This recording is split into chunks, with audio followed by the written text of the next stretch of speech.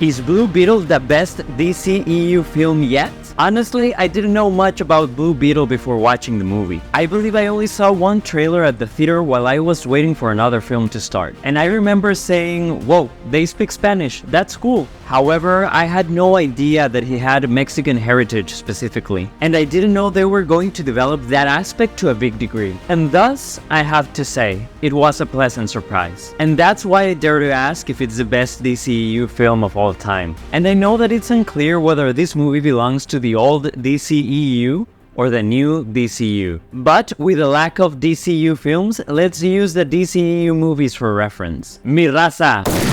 Let me tell you what I liked from Blue Beetle. Right from the get-go, we meet Jaime Reyes, played by Xolo Maridueña, the star of Cobra Kai. Say it! Cobra Kai never dies. Quiet!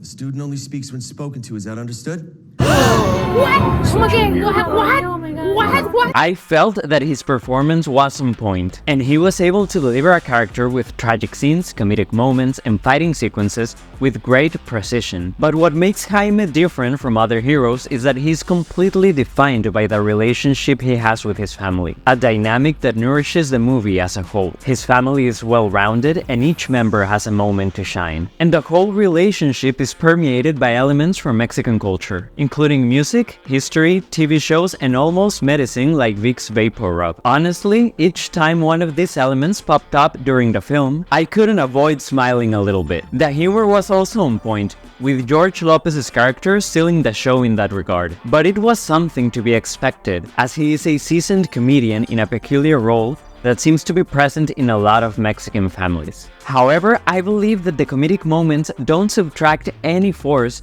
to the tragic scenes. There was one in particular that I found pretty well written, specifically because of its structure and some elements that the movie includes to tap into the collective experience and ideology of the Mexican-American population. By the way, I think that Damian Alcázar, who plays Alberto Reyes, Blue Beetle's father, delivered a great performance during those special scenes in the second half of the movie. But during the first half, I felt him a bit artificial. I'm not really sure if it was the script or his delivery, but some crucial moments between him and Jaime felt as though they lacked chemistry. It was somewhat disappointing, because Damian Alcázar is a great actor who's had a great career in Mexico, particularly in independent films. But maybe he needed to spend more time with Xolo Maridueña to portray that relationship better. Another thing that threw me off a bit was the CGI. Blue Beetle's visual effects weren't horrible, but the villain had one of those suits that just appear out of nowhere, and it really feels like a cheap shortcut on some characters. And talking about the villains, there are two.